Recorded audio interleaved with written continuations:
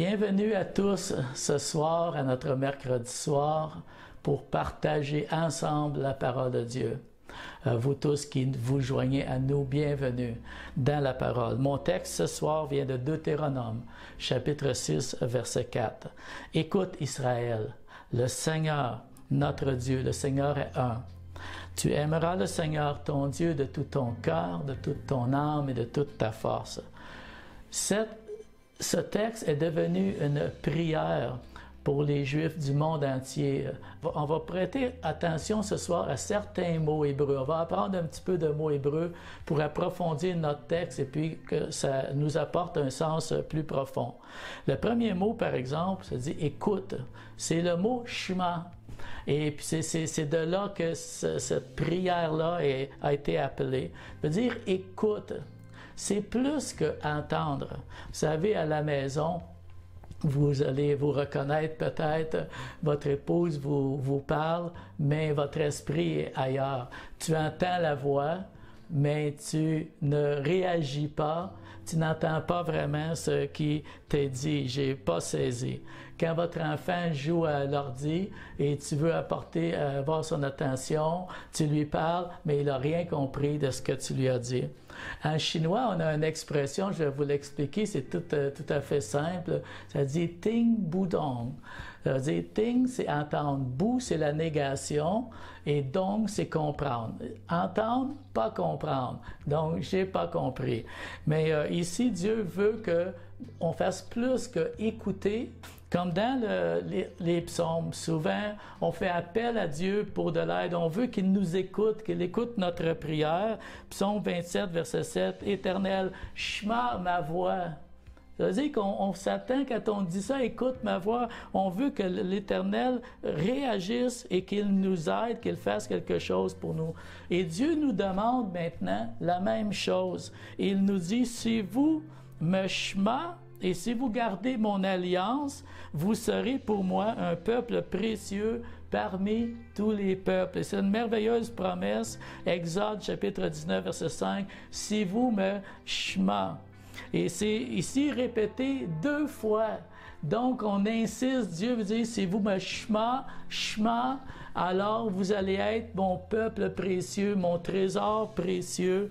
Donc, pour Dieu, shema veut dire écouter, obéir, faire ce qu'il nous demande et de lui porter attention et respect. N'est-ce pas là une preuve d'amour, vraiment? C'est une des choses les plus basiques de base dans l'amour, c'est s'écouter l'un l'autre. Ensuite, on dit dans cette prière-là, « Tu aimeras l'Éternel, ton Dieu ». Aimer Dieu. Le verbe ici, c'est « ahava ». Donc, l'amour ici, exprimé que Dieu parle, c'est un amour vraiment, un sentiment, une affection que Dieu ressent. Dieu n'est pas juste comme un être qui existe et qui est indifférent. C'est un être qui a une affection véritable et il ressent quelque chose pour vous et pour moi. Et on lit dans Deutéronome chapitre 4 verset 37, « C'est à cause de son ahava pour tes pères, il t'a fait sortir d'Égypte par sa grande puissance. » Ici, on voit que l'amour de Dieu n'est pas juste d'affection, mais c'est manifesté par des actions. Ici, il a délivré son peuple avec puissance. Il a agi fortement. Et c'est un amour en action. On retrouve le même concept dans le Nouveau Testament. Donc, Dieu demande à chacun de nous, quand on l'aime, c'est qu'on l'aime avec un peu, on peut dire, une preuve de notre amour, de notre affection envers le Seigneur. On lit aussi aime Dieu de tout ton cœur. Notre prochaine expression, le mot cœur en hébreu, c'est levav ou lève. Et c'est plus qu'une fonction physique ici. Et on retrouve ici que le cœur, c'est aussi le centre des désirs et le centre des décisions qu'on va prendre. Et le 1er roi, chapitre 8, verset 18, David a eu dans son cœur le désir de bâtir un temple à l'Éternel. Et c'est ce qu'on lit ici. Puisque tu as eu dans ton cœur de bâtir une maison pour mon nom, Tu as bien fait d'avoir eu cela à cœur. Notez bien que c'est Dieu qui dit à David, tu as bien fait d'avoir ce désir dans ton cœur. Et cela aussi est un rappel pour chacun de nous. Comment ça fait plaisir à Dieu lorsque vous et moi, on prend plaisir ou on a des désirs, on veut servir dans son Église, on veut contribuer à l'édification de son peuple, on veut nous impliquer, on veut faire quelque chose pour bâtir le peuple de Dieu. Dieu est très, très attentif à ce que nous faisons pour sa maison, pour le peuple de Dieu. C'est vraiment merveilleux. Le cœur de David désirait vraiment une chose qui a plu à Dieu. Jérémie va plus loin en nous disant que notre cœur, il a un gros problème. Notre cœur, il est tordu, il est tortueux, il est malade, il est incurable.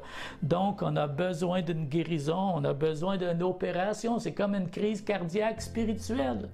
Et là, on trouve dans Deutéronome, chapitre 30, verset 6, Moïse qui dit, « L'Éternel, ton Dieu, circoncira ton cœur. » La voici l'opération.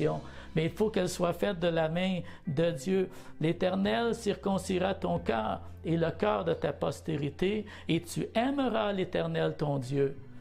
C'est le résultat. Quand Dieu va circoncire notre cœur tordueux et malade, il va le guérir, et là, on va pouvoir aimer Dieu de la façon dont Dieu veut être aimé. Donc, ce soir, si vous vous êtes éloigné du Seigneur, pour différentes raisons, ça nous arrive à chacun de nous d'avoir des hauts, des bas, peu importe combien loin vous vous êtes éloigné du Seigneur, le Seigneur est toujours prêt à vous recevoir. Il va vous circoncire, il va opérer votre cœur, il va vous redonner un renouveau spirituel. Donc, tout ce que vous avez à faire, c'est de lui revenir, de vous tourner vers le Seigneur. Le mot suivant, c'est le mot « âme ». C'est un mot vraiment un peu drôle, ça va vous faire rire. C'est le mot « nefesh » en hébreu, mais qui veut dire « gorge ». Wow! Comment l'âme et la gorge peuvent être associées ensemble. Vous savez, quand les Israélites étaient dans le désert, ils se plaignaient de la soif et puis ils disaient on se souvient des poissons qu'on mangeait en Égypte qui ne nous coûtaient rien, le pain, et les oignons, et l'ail, les cocombes. Et ensuite, ils s'en vont dire maintenant notre nefesh, notre gosier, notre gorge est desséchée, et elle est asséchée comme ça. Et dans les premières pages de la Bible, les êtres humains, les hommes, les animaux sont des nefesh vivantes. Donc, le mot nefesh, l'âme ou la gorge, ça définit l'être tout entier, comme Psaume 42, versets 2 et 3. Et ça, c'est un texte vraiment extraordinaire. Ça exprime vraiment bien ce que l'âme ou la gorge ou le nefesh, elle est. Le Psaume 42, versets 2 et 3. « Comme une biche soupire après des courants d'eau, ainsi ma nefesh soupire après toi. Ma nefesh a soif du Dieu vivant. » Donc, comme physiquement, la gorge peut être desséchée, ça peut devenir une métaphore pour exprimer que de tout mon être, je désire l'intimité avec Dieu, je désire m'approcher, je désire me sentir proche dans la présence du Seigneur. Donc, aimer Dieu de toute ta nefesh veut dire consacrer toute ta vie physique, comme on lit dans Romains 12, 1.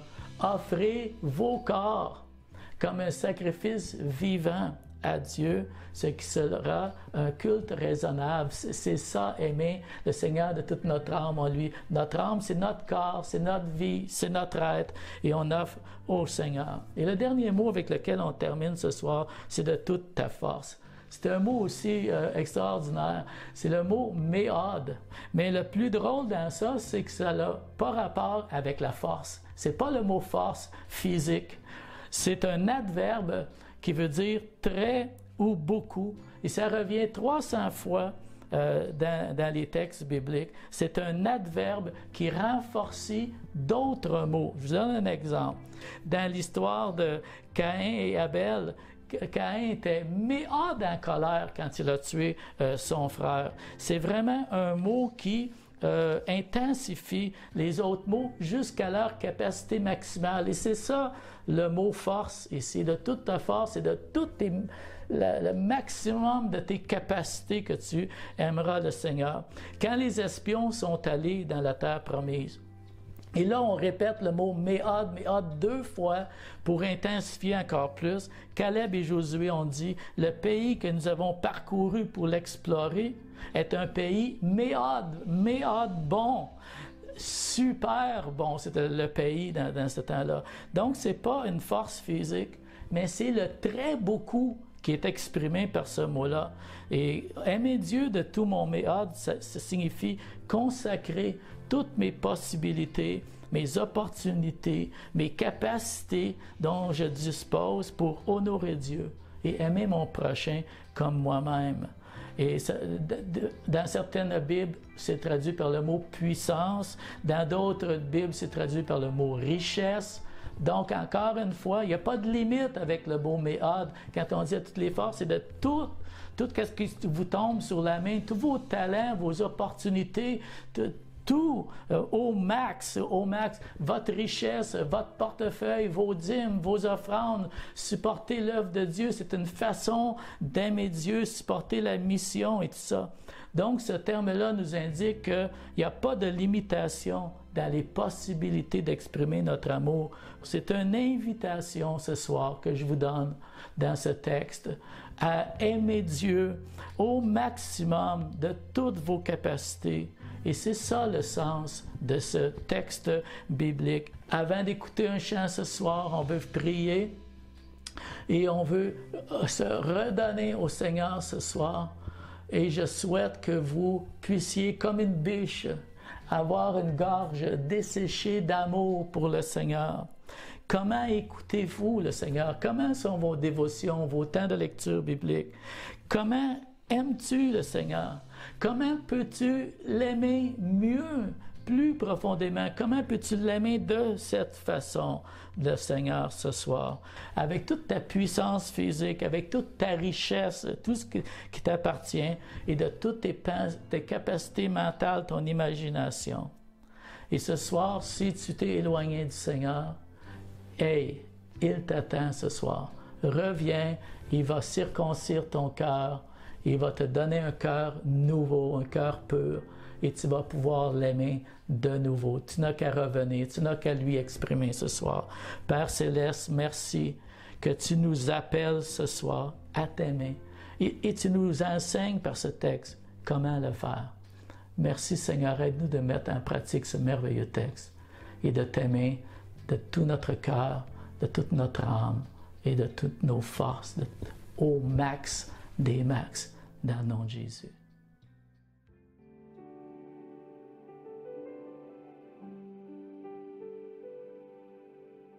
Dieu, j'ai soif de toi. Je désire être dans ta présence. Je soupirerai près de toi. Père, attire-moi dans la beauté de ta sainteté. Dieu, j'ai soif de toi. Je désire être dans ta présence. Je soupirerai près de toi.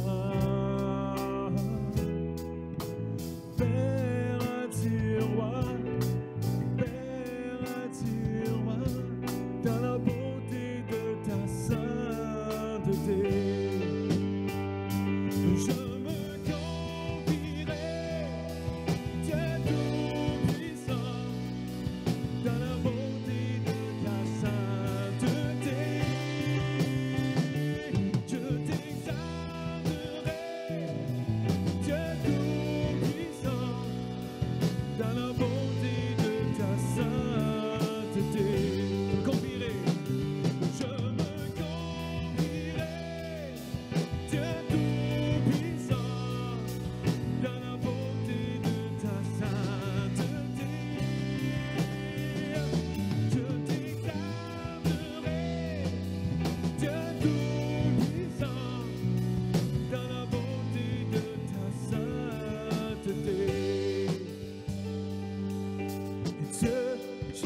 moi de toi.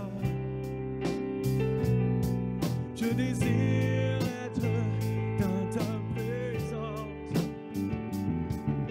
Je soupirais près de toi.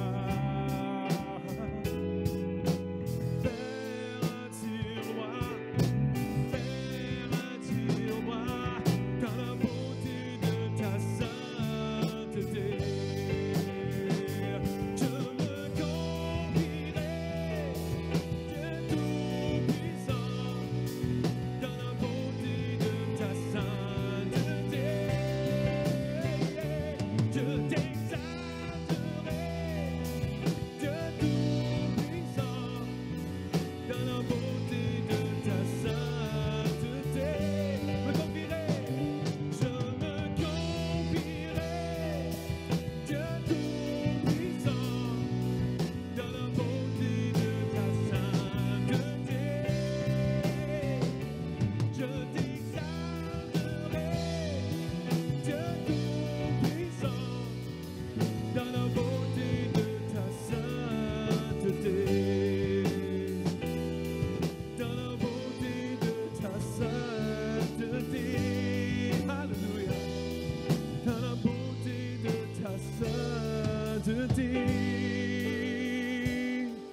Dans la beauté de ta sainteté.